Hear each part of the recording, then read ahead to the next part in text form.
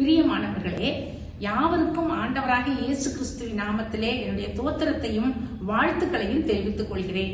உங்கள் ஆத்துமா வாழ்வது போல நீங்கள் எல்லாவற்றிலும் வாழ்ந்து சுகமாய் இருப்பீர்களாக என்று உங்களை நான் வாழ்த்துகிறேன். அருமையானவர்களே, அவசரமான இந்த உலகத்திலே ஆண்டவரோடு நேரம் செலவிடுவதற்கு நாம் மிகவும் தயங்குகிறோம் அல்லது நேரம் இல்லை என்று சொல்கிறோம். ஆகவே இந்த காணொளி மூலமாக ஆண்டவரோடு 5 நிமிடம் நீங்கள் செலவிடும்படியாய் உங்களை அன்புடன் கேட்டுக்கொள்கிறேன். இந்த 5 நிமிட நேரமானது உங்களை 1 மணி நேரத்திற்கு நிச்சயமாக வழிநடத்தும் என்று நான் நம்புகிறேன். இன்றைய செய்திக்கான தலைப்பு கீழ்ப்படிதல். அருமையானவர்களே, ஆதியாகமம் 3ஆம் அதிகாரம் 24ஆம் வசனத்திலே நாம் பார்க்கிறோம், கர்த்தர் ஏதேன் தோட்டத்தை விட்டு ஆதாமையும் ஏவாளையும் வெளியே அனுப்புகின்றார். இதற்கு காரணம் என்ன? அவர்களுடைய கீழ்ப்படியாமை. ஒருவேளை இந்த தவறை ஏவாள் செய்திருந்த போதிலும் கூட ஆதாம் அதை திருத்தி ஆண்டவரிடம் ஒரு மன்னிப்பை அவர்கள் பெற்றிருக்கலாம். ஆனால் அவர்கள் அவ்வாறு செய்யவில்லை. ஒருவேளை அதை செய்ய தெரியாமலும் கூட இருந்திருக்கலாம். ஆனால் நமக்கு அப்படி இல்லை. நமக்கு அநேக உதாரணங்கள் உண்டு, அநேக எடுத்துக்காட்டுகள் வேதத்தில் உண்டு. ஆகவே நாம் அல்லது நம்முடைய குடும்ப உறுப்பினர்கள் யாரேனும் ஒருவர் ஆண்டவருக்கு பிரியமில்லாத ஒரு காரியத்தை செய்தாலோ அல்லது வேதத்திற்கு புறம்பான ஒரு செயலில் ஈடுபட்டாலோ ஒருவருக்கொருவர் புத்தி சொல்லி வேத வசனத்திற்கு கீழ்ப்படிவது அவசியம் என்பதை ஒருவருக்கொருவர் உணர்த்தி ஆண்டவருடைய பிள்ளைகளாய் வாழ நாம் முயற்சி எடுக்க வேண்டும்.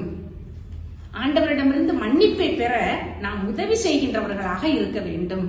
வேதத்திலே நாம் பார்க்கிறோம், ஆண்டவராகிய இயேசு கிறிஸ்து தம்மைத்தாமே அடிமையாக்கி கீழ்ப்படிந்தவராக இருந்தார் என்று நாம் பார்க்கிறோம். பிலிப்பியர் வசனத்திலே அவர் மரண பரியந்தம், அதாவது சிலுவையின் மரண பரியந்தமும் கீழ்ப்படிந்தவராகி தன்னை தாழ்த்தினார் என்று பார்க்கிறோம். ஆகவே கீழ்ப்படிதல் ஒவ்வொருவர் வாழ்விலும் மிக மிக மிக முக்கியமானது.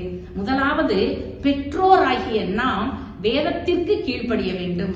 கணவருக்கு மனைவி கீழ்ப்படிய வேண்டும். கணவர் மனைவி மீது ஆண்டவர் சொன்னபடி கீழ்ப்படிந்து அன்பு கூற வேண்டும். எபேசியரிலே சொன்னபடி பிள்ளைகள் பெற்றோருக்கு கீழ்ப்படிய வேண்டும். ஒரு திருச்சபை இருக்குமானால் திருச்சபையில் உள்ளவர்கள் ஆயருக்கு கீழ்ப்படிய வேண்டும். ஒரு ஆசிரியர் இருப்பாரானால் மாணவர்கள் ஆசிரியருக்கு கீழ்ப்படிய வேண்டும். இப்படி ஒவ்வொரு நிலையிலும் நாம் பார்த்து கொண்டே வந்தோமானால் இந்த கீழ்ப்படிதல் மிக மிக அவசியமான ஒன்றாக நம் வாழ்க்கையிலே இருக்கிறது. இன்றைய காலகட்டத்திலே அவசரமான உலகத்திலே அந்த கீழ்ப்படிதல் என்ற வார்த்தைக்கு இடமில்லாத ஒரு சூழ்நிலையிலே நாம் அனைவரும் வாழ்ந்து கொண்டிருக்கிறோம். ஆகவே நாம் திரும்பவும் வேதத்திற்கு திரும்புவோம், கீழ்ப்படிதலை கற்றுக்கொள்வோம். கீழ்ப்படியும் போது கர்த்தர் நமக்கு மிகப்பெரிய ஆசீர்வாதத்தை தருகிறார். இந்த ஆதாமையும் ஏவாளையும் ஆண்டவர் தோட்டத்தை விட்டு விரட்டினார் என்று பார்க்கிறோம்.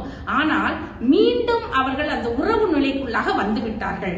ஆதியாகமம் 4ஆவது அதிகாரம் 1ஆவது வசனத்தை நாம் பார்த்தோமானால், ஆதாம் தன் மனைவியாகிய ஏவாளை அறிந்தான். அவள் கர்ப்பவதியாகி காயினை பெற்று கர்த்தரால் ஒரு மனுஷனை பெற்றேன் என்றாள். அங்கே ஆண்டவரால் நான் ஒரு மனிதனை பெற்றேன் என்று கூறுகிறாள். அப்படியானால் அங்கே துரத்தப்பட்ட அவர்கள், வெளியேற்றப்பட்ட அவர்கள், ஆண்டவரோடு உள்ள உறவிலிருந்து பிரிந்த அவர்கள் மீண்டுமாக இணைந்து விட்டதைத்தான் இந்த வசனம் காட்டுகிறது.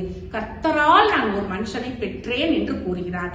ஆகவே நாம் ஆண்டவரை விட்டு ஒருவேளை நம்முடைய உறவு நிலையிலிருந்து நாம் பின்வாங்கினாலோ அல்லது அதை விட்டு நாம் விலகி இருந்தாலோ மீண்டுமாக இணைவதைத்தான் ஆண்டவர் விரும்புகிறார். அவர் எப்பொழுதும் நம்மோடு கூட உறவாட வேண்டும், நம்மோடு பேச வேண்டும், நம்மோடு கூட அவர் தன்னுடைய எல்லா காரியங்களையும் நம்மோடு பகிர்ந்து கொள்ள வேண்டும் என்று ஆண்டவர் விரும்புகிறார். அதற்கு முக்கியமானது கீழ்ப்படிதலே. ஆகவே பிரியமானவர்களே, இந்த நாளிலே வேத வசனத்திற்கு நாம் கீழ்ப்படிய கற்றுக்கொள்வோம். பிள்ளைகளையும் கீழ்ப்படிதல் உள்ளவர்களாக நாம் உருவாக்க நாம் அதற்காக ஜெபிப்போம். கர்த்தர் நமக்கு கிருபை செய்வாராக. ஆபிரகாமின் கீழ்ப்படிதலை நாம் பார்க்கிறோம். இன்னும் பவுலினுடைய கீழ்ப்படிதலை பார்க்கிறோம். வேதாகம் முழுவதும் கீழ்ப்படிந்தவர்கள் பெற்ற மிகப்பெரிய ஆசீர்வாதங்களை நாம் பார்த்திருக்கிறோம். ஆகவே நாமும் நம்முடைய குடும்பமும் வேத வசனத்திற்கும் ஆண்டவருக்கும் கீழ்ப்படிந்து வாழ்ந்து அநேகரை ஆவிக்குள்ளாக ஆத்துமாக்களை ஆதாயம் செய்கின்றவர்களாக வாழ கர்த்தர் நமக்கு கிருபை செய்வாராக. ஆமென்.